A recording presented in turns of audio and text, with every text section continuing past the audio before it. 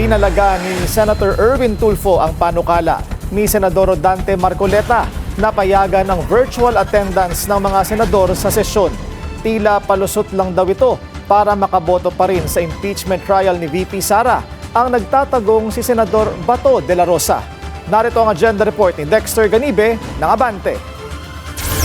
Haharangin ng minority bloc ng Senado ang hakbang ng mayorya na maamyendahan ng Senate rules kaugnay ng pagsasagawa ng sesyon. Kasunod ito nang ipinanukala ni Senador Dante Marcoleta na dagdagan ng isang probisyon, ang Section 41 ng Rule 14 ng Senate Rules, para mapahintulutan ang isang senador na may makatarungang dahilan na makadalo sa regular session sa pamamagitan ng teleconference, video conference o anumang remote o electronic na pamamaraan gamit ang makabagong teknolohiya.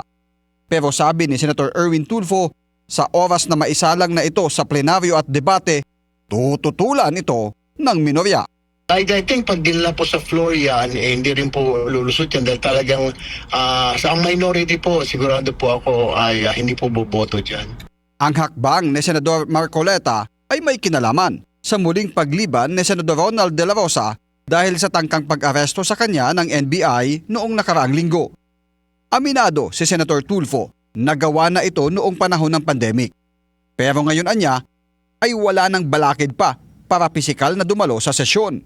Kasi kita naman kasi parang gusto nila na kahit saan ka pwede kang bumoto. Huwag naman ganun. Di po ba unfair naman po yun sa mga pumasok. So obligado pong pumasok.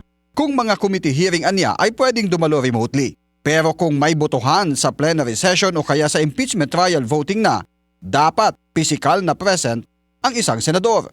Sa 951 decision ng Korte Suprema sa hiling ni Senador de la Rosa na TRO, sinabi ni Tulfo na malinaw ang mensahe ng mga mahestrado na maaring ipatupad ang arrest warrant ng ICC sa Pilipinas. Kaya mensahe niya sa kapwa senador, Pinagdarasal ko siya, sana po nasa mabuti siyang kalusugan, ilayo ng Panginoon Diyos sa sakit. Yun lang po yung aking panalangin bilang kapwa senador. Yun lang po, at saka yung kanyang pamilya. na kay Senator Bato na rin anya ang desisyon kung susuko siya o patuloy sa pagtatago.